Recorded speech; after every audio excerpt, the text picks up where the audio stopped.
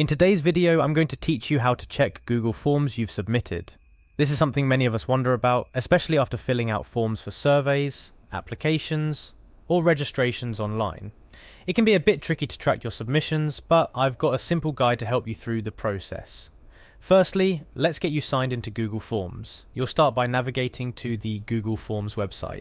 Once you're there, you're going to see a sign in button. Go ahead and click on that. Now you'll enter your email address, click next, then type your password and click on sign in again. This will take you directly into your Google Forms dashboard where all the magic happens. Now you might have multiple Google Forms that you've interacted with, so the next step is to locate the specific form you submitted. Once you've found your form, click on it to open. This will take you to a more detailed view of the form. Once your form's open, look towards the top right for the settings gear icon. Click on it, as this is where you can adjust various settings relating to your forms, but more importantly, it's where you can access your submission details. After clicking on settings, your next move is to click on the responses tab.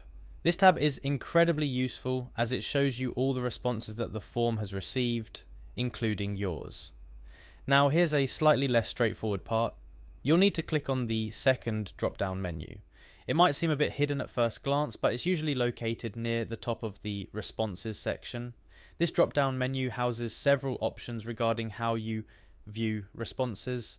Finally, within this drop-down menu, you'll select Always. This action ensures that you can always see the submissions you've made, making it easier to track your responses to any form. Remember, while these settings can aid in keeping track of your submissions, not all form creators enable response viewing for submitters. If you're unable to view your submission for a particular form, it might be due to the form's privacy settings as determined by its creator. And that's it. You now know how to check the Google Forms you've submitted.